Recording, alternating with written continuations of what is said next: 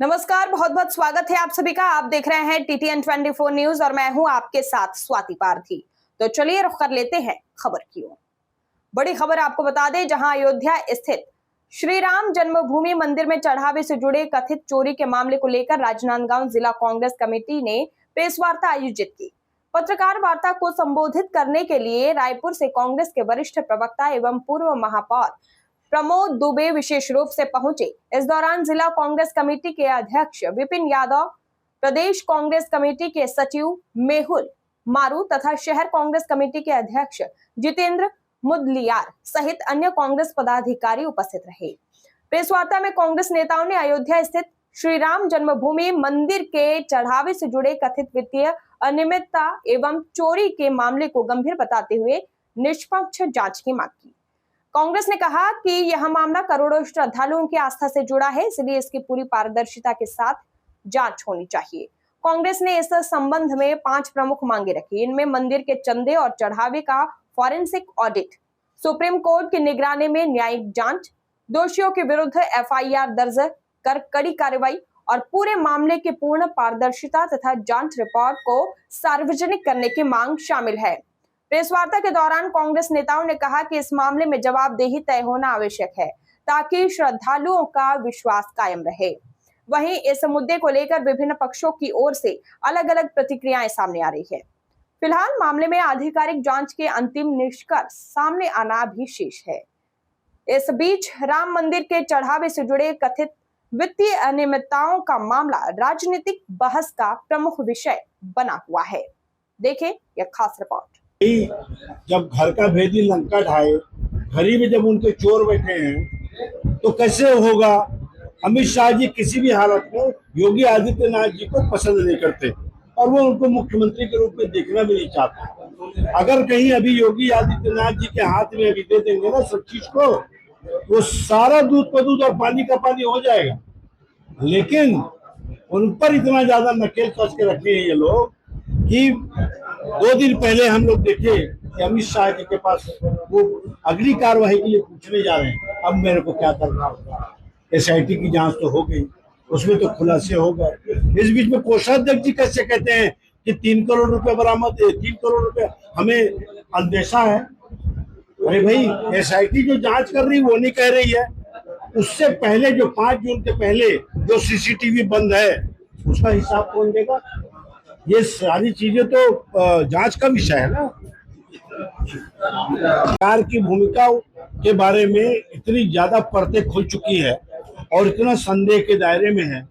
और ये इस बात का दुख है कि प्रधानमंत्री जी अभी कुछ नहीं बोल रहे हैं और अपनी आदतों के अनुसार वो लगातार विदेश यात्रा पर है और फिर कोई जवाबदेही तय न हो जाए करके वो सारे लोगों को, छोटी छोटी मछलियों को उन्होंने फंसा दिया है। वो 8 गरीब लोग हैं। जो कांग्रेस क्या मांग करी इसमें और क्या होगा आगे? कांग्रेस 3 मांग की है जिसके बारे में मैंने आपको लिखित किया है। रणनीति क्या होगी? लगातार हम लोग इसका हिसाब मांगेंगे। भाई जब ट्रस्ट है तो ट्रस्ट का हिसाब तो आम जनता के सामने देना ही पड़ेगा ना उनको। ऐसे कैसे छुपा देंगे। और एक तरफ प्रधानमंत्री जी कह रहे हैं कि विश्व का सबसे बड़ा NGO है RSS। ऐसे कैसे होता है भाई। आप अमेरिकन पंजीयन कराते हो, भारत में आप वही संस्था जहां मात्र संस्था है उसमें आप पंजीयन नहीं कराते। ये सारे जो सवाल हैं, आर्थिक मामलों की जितनी गड़बड़ियां हुई है, ये सारे खुलासे इनको करने पड़ेंगे।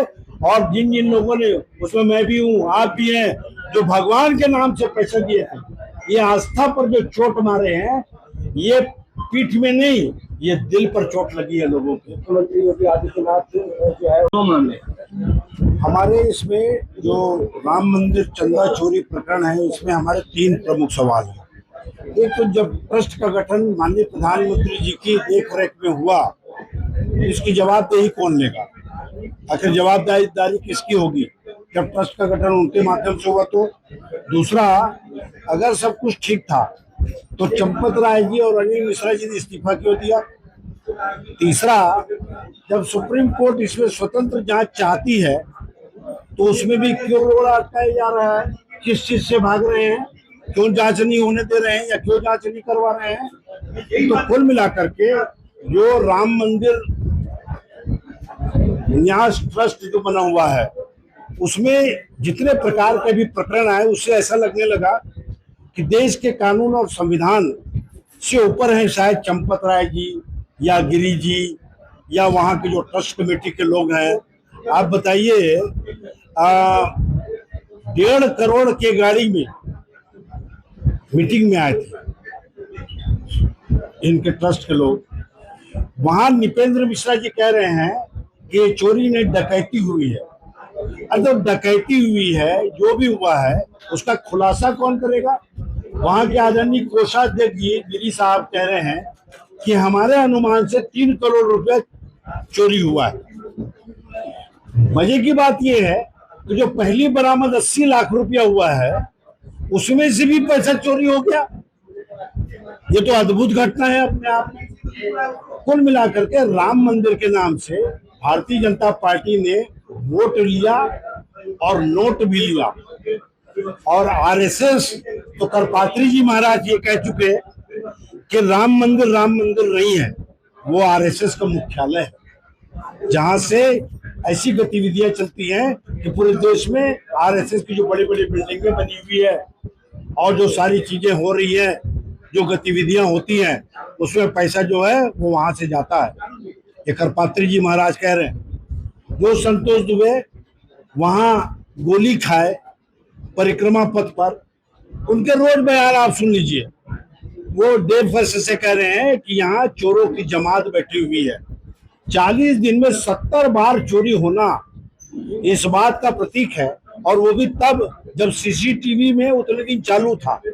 3,500 करोड़ के राम मंदिर निर्माण में क्या अच्छी सीसीटीवी कैमरा नहीं लग सकता था?